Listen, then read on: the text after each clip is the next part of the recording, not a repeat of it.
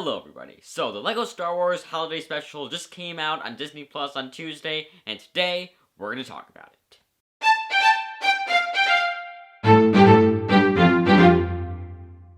Okay, so the way I'm going to structure this review is first I'm going to give my non-spoiler review, then I'm going to go into spoilers, say what I liked about the special and what I didn't like about the special, and then give my overall thoughts of the whole thing. So first, here is my non-spoiler review. So if you haven't watched the special yet, and you're wondering if it's good or not, I'm just going to tell you, it is a whole lot of fun. The story isn't great, but if you are a Star Wars fan, it's just a whole lot of fun with Star Wars. It's a lot of references to things throughout Star Wars, and it does a good job at knowing the fandom. It knows what the fans like, and what they dislike, and kind of plays with that a bit, like, plays to that, making jokes that they know the fans make, or what the fans like, and so that just makes it so, when you're watching it as a Star Wars fan, you really have just a really good time with the special. There's moments that are a bit too kiddish.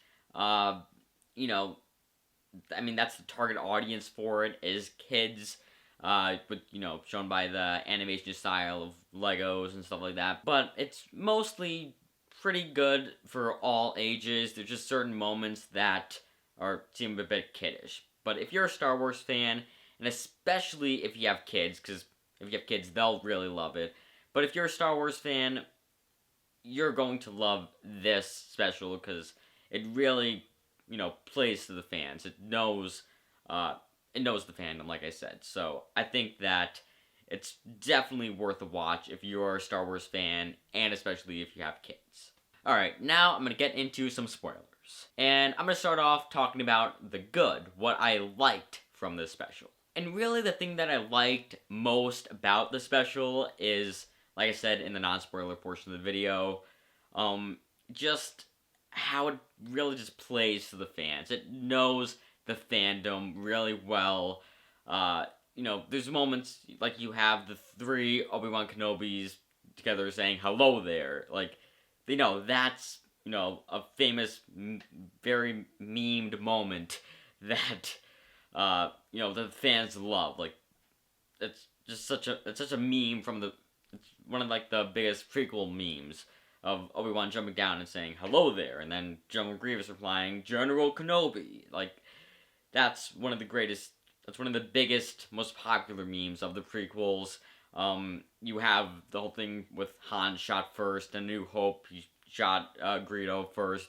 They play with that, with old Han and young Han. Old Han's like, "Should I shoot first?" And young Han's like, "Sure." And then, they shoot Greedo. Like, that plays to the whole thing that fans have been saying for years. Han shot first. And another way that it, really plays to the fans is by showing very iconic moments from Star Wars and Star Wars history from a new perspective, both because it's Rey's perspective now, but it's also because it's, the Lego-fied version of, kind of, parodying it a bit, making jokes about it. Like, you go back to Luke training with Yoda on Dagobah, and, you have the famous Yoda saying, "Do or do not. There is no try." And Luke's like, "Wait, isn't trying kind of important to doing?" Like, because that's the joke that everybody makes since Empire Strikes Back. Is like, you have to try to do something, right? So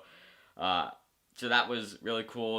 Then you get to see Luke blowing up the Death Star, and you get to see Qui-Gon and Obi-Wan at the beginning of Phantom Menace, and you get to see Anakin and Obi-Wan in the elevator at the beginning of Attack of the Clones. You even have a "hello there" in that scene also, which is cool. And just really cool, which is, just seeing different moments, making different jokes. Like, it pretty much hits every single joke that fans have made forever.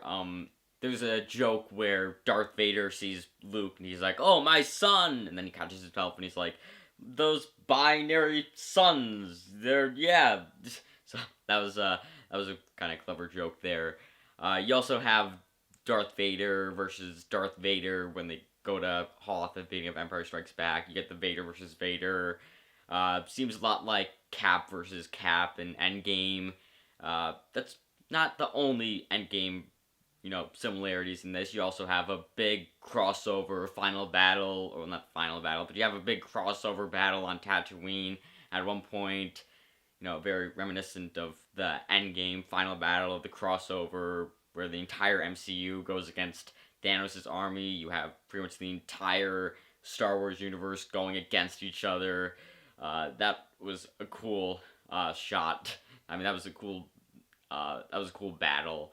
I like how they have like a funny dynamic between Palpatine and Darth Vader. Like I feel like Darth Vader's kind of an idiot in this, and Palpatine kind of gets annoyed with him, and then he ends up recruiting Kylo Ren when they go to the future to be his apprentice, and they make a joke like, "Oh, you would never go against your master, would you?" And you have the flashback, because this is after Last Jedi, and you have the flashback of him killing Snoke, and it's like, and then he lies to him. He's like, yeah, I would never kill my master.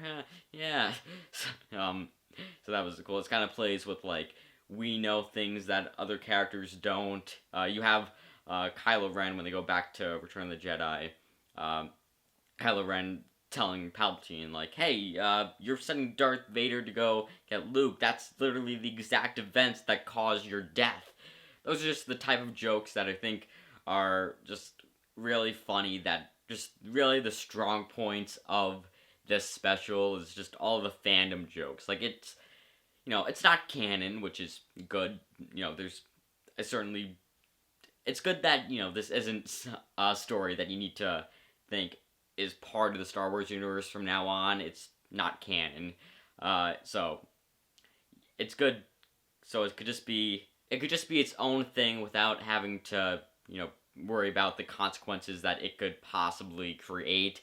It's just it's just, a story that takes place, or doesn't even take place, but it's a story just using Star Wars characters and stuff to make a really fun story that's not canon, so you don't have to have any consequences. And I think that's really cool, how I think that allowed them to make it the way it was, and it's really just, it's a love letter to the fans. It really is. It's, with all the jokes it makes with the fandom and stuff, it's a love letter to the fans, and I think that's why this special is so good.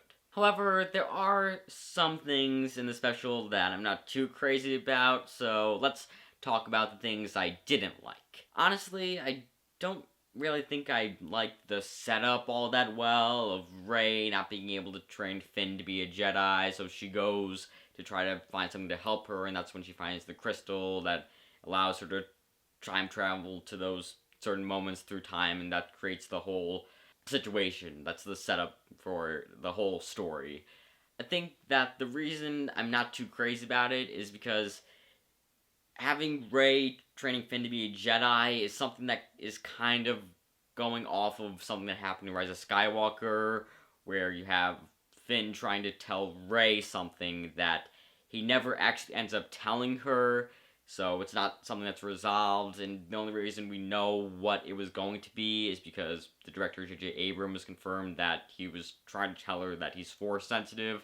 So having, that sort of be, I guess, the premise of this, having this be the setup of this special is just like, I don't know, I don't like that they're using something that kind of left a bad taste in a lot of fans' mouths, especially me. Like, I feel like it's just, you're using something that never got resolved. Like, it's one of the many things that is why Rise of Skywalker doesn't work well. So I don't know. I just wasn't too crazy about that. I mean, it's obviously not canon, so it's not like they're confirming that Finn is being trained to be a Jedi, but it seems like to show that, it seems like they're kind of thinking about going there at some point, and I don't know, I just don't like that,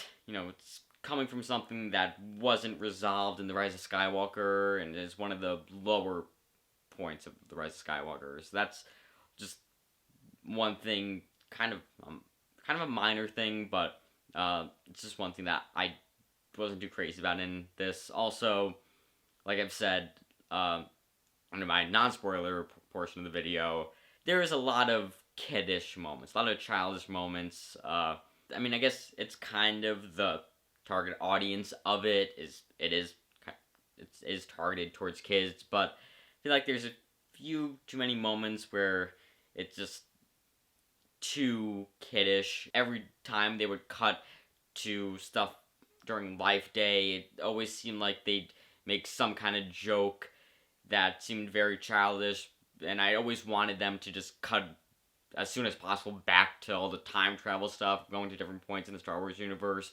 because I think that was way more interesting than the Life Day stuff that seemed like that just had a bunch of childish moments in it. I think that Poe was... I don't know what they were doing with Poe. Like, they turned Poe into kind of an idiot in this special. Like, he's kind of just like, oh, I'm gonna cook the dinner on the thrusters on the ship, and it's like, what? Like, that's not safe. It's just, there were just way too many moments whenever they would come back to Life Day that were just way too kiddish for me. Even though that's the target audience, I feel like they could have reeled it back a bit. So that's my only other complaint. And it's a pretty minor complaint also. Anyway, that is my thoughts on the LEGO Star Wars Holiday Special. Please comment below your thoughts on it, and remember to like, subscribe, check out some of my other videos, and with that said, that's a wrap.